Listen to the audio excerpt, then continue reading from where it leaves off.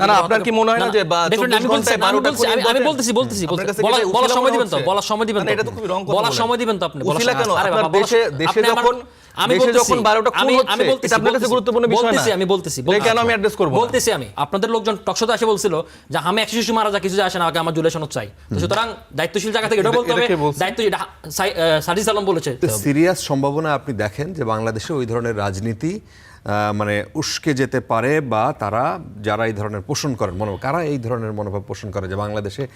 হিন্দুদের বলবে যে ধর্মান্তরিত হইতে হবে তোমার না সেটা না আমি আপনাকে আগেই না আমি কিন্তু এটা আগেই বলেছি যে এই ধরনের এখনো বাংলাদেশে কোনো নেতা এই ধরনের কথা বলে নাই ফলে সেটা কম্পেয়ার করা যাবে না কিন্তু সম্ভাবনার কথা বলছি না সেই সম্ভাবনা কাদের মধ্যে দেখেন মানে ধরেন সেটা আমরা দেখতে পাবো আমরা কিন্তু এই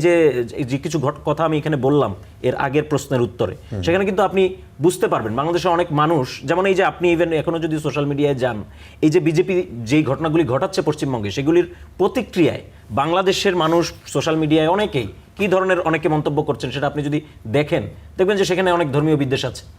ধর্মীয় বিদ্বেষমূলক অনেক কথাবার্তা বলছে এখানে মানুষ সেটার স্কেলে মানে স্কেলের জায়গা থেকে যদিও অনেক কম পশ্চিমবঙ্গের তুলনায় কিন্তু সেটা কিন্তু হচ্ছে এবং সেটা আমি বলছি যে এই পশ্চিমবঙ্গের যে সমস্ত ঘটনা ঘটছে সেইটার প্রতিক্রিয়ায় এটা আরো সিভিয়ার হয়ে উঠতে পারে এবং আরেকটা ব্যাপার আমি আপনাকে বলি সেটা হলো যে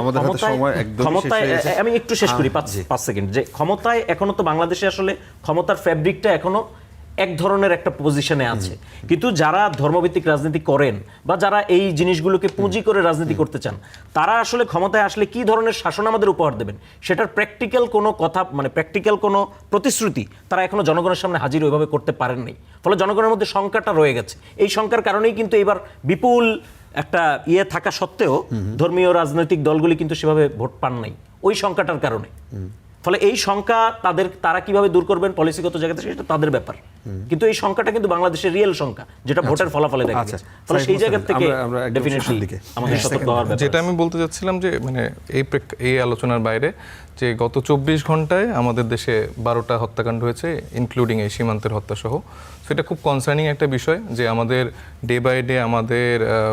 নিরাপত্তার বিষয়ক যে জায়গাগুলো আছে সেটা আসলে খুবই হুমকির দিকে যাচ্ছে এবং একটা পরিবারে আমরা দেখলাম যে 5 জনকে জবাই করে মেরে ফেলা হয়েছে তো নিজের ঘরে আসলে আমরা সেফটি ফিল করতে পারছি না ব্যর্থতা দেখেন সরকারের ডেফিনেটলি সরকারের ব্যর্থতা আছে আপনি ডেইলি যদি আপনি আইন শৃঙ্খলা বাহিনীর এই পরিস্থিতি দেখেন আপনার শুধু তো